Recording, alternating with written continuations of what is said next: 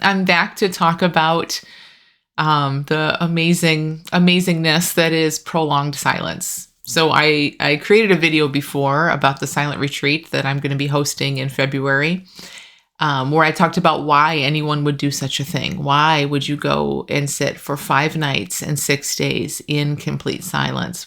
Why?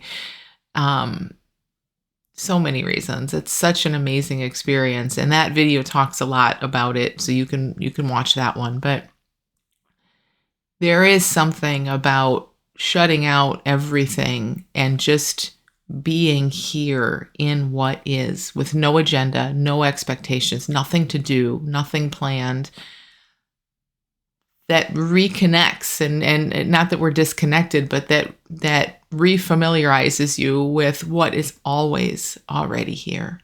There is a deep, profound, extremely peaceful silence at the center of everything all the time. There's just so much attention up and thinking and doing and speaking and all of that it's missed. So it's very, very simple. I mean, when you sit in silence long enough, you say, oh, that's why I'm here. That's who I am. And I wouldn't trade it for anything in the world. So anyway, you can watch that video if you want to see more. And I do want to say my silent retreat, the one that I'm hosting in the end of February, is now going to happen in Gatlinburg, Tennessee, because it was originally going to be in Asheville, North Carolina. Unfortunately, because of the devastation there, it just felt like we needed to move it. So it's the exact same retreat. It's just 2 hours west. It's in a really similar setting. Actually, it's still a gorgeous mountain setting, but now in Gatlinburg. So in this video, I want to talk about what we do. Really, you don't do much of anything, but I wondered, I went on my first silent retreat and I was not a regular meditator. I've never been a formal meditator at all. And so you wonder, well, what am I going to do? Like, what's going to happen for that much silence for 5 days straight, 6 days? And so the answer, first of all, is nothing and whatever. People do whatever they want to do. So let me say that first of all.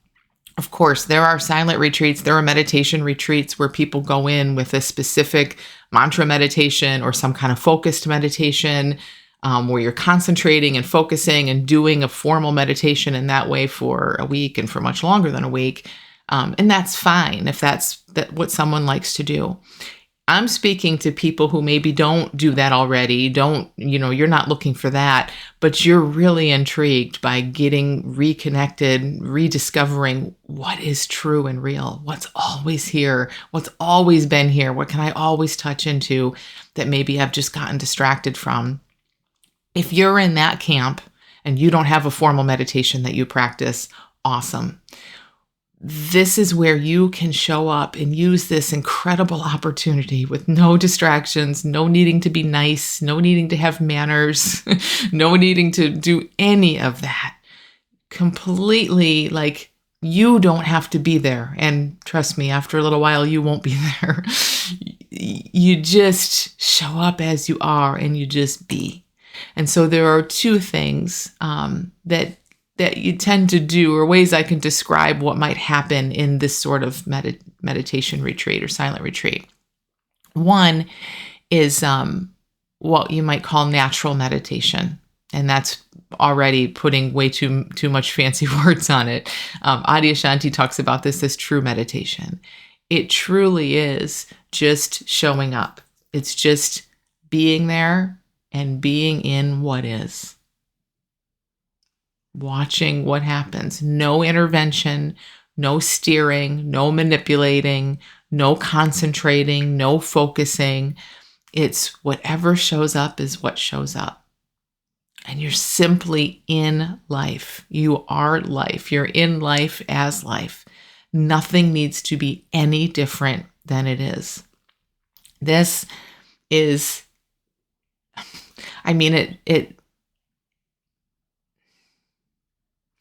it's just so rare. And I don't think we recognize how rare it is until you go away and have a prolonged period of time doing this. It is so rare in our everyday lives that we are fully like, hey, whatever wants to be seen, whatever wants to show up, whatever's here, there's nothing to argue with. There's nothing to change. There's nothing to wish different.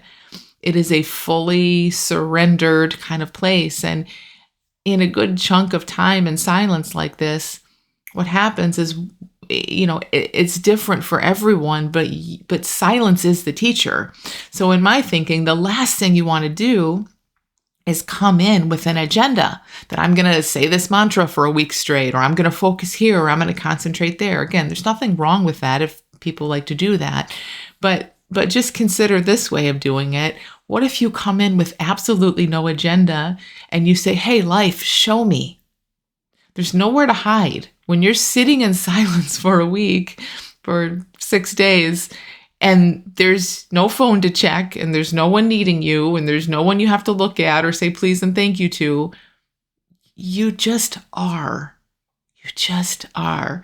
And life reveals what needs to be revealed. So this is one of the things that's so amazing about this experience is no matter what happens, if you have a mostly easy, if you have a totally blissful experience, if you have an experience that's pretty emotionally all over the place, maybe kind of tough at times, you're getting exactly what you need to get because it can't be anything else. You're just open and you're just there saying, hey, life, I'm here for it. I'm here for it. Just show me. And again, we can have that sort of attitude and mindset in our everyday life, and that's amazing. And I'm sure many of you do. And it's next level to sit somewhere for 5 days and really just be in that. Nowhere to hide, nothing to change, nothing to manipulate. So in this natural meditation, it's kind of like that, and I'll share more about it, and I'll guide around it a little bit at the retreat for sure. So you aren't just left in absolute silence. Every morning on the retreat, we'll start off our day with a guided meditation from me, where I'll kind of just get the ball rolling for everyone, help you sort of just open that aperture and just be here for whatever's showing up. And then I really recommend playing with something like that, where you're just like, hey, whatever. And you're watching what's coming. So that kind of leads into the second thing that I think is really helpful to take into silent retreat and to just use it. It's not even something you'd use, but if it occurs, and it probably will at times, to go for it, which is some bit of inquiry. Some bit of, at times you're just there and you're just whatever is, and you're seeing it all and watching it all and not changing it and just truly being in it.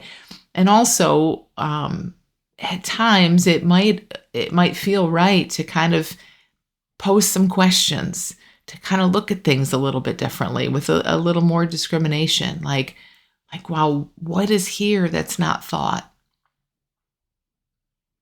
It's just one example of an inquiry question. What is here that's not thought?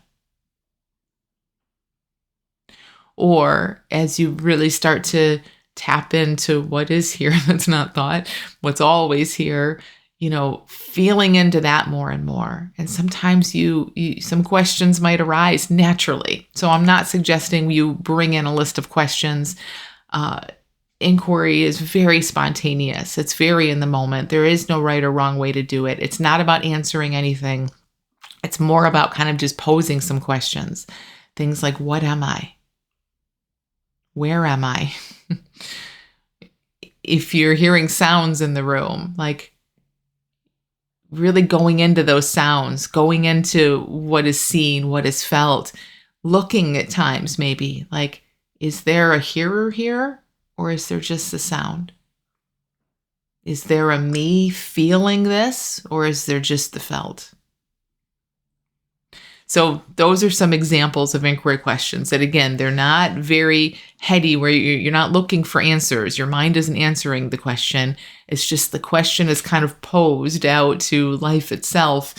And it you tend to see a lot in those ways. And so, again, I think kind of going in with this sort of natural meditation slant and then letting some inquiry questions come up. And as I say this now, of course, we're not in retreat right now. So your mind might be trying to figure that out, or even like, well, how will I know? And what's that going to look like? And 5 days, 5 nights, 6 days is a long time. Like, what's the proportion going to be?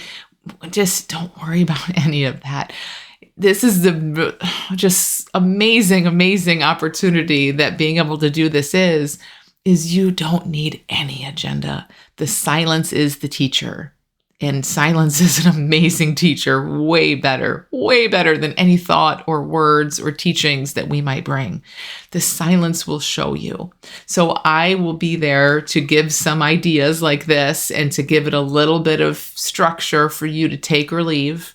And then the silence will show you. I just want you to know that in this time, you're not just left, and you're also not expected to do some kind of formal meditation. There's a whole middle ground, and it will be revealed to you. You'll feel it out intuitively. It'll just work out. Finally, I want to mention that it is a silent retreat.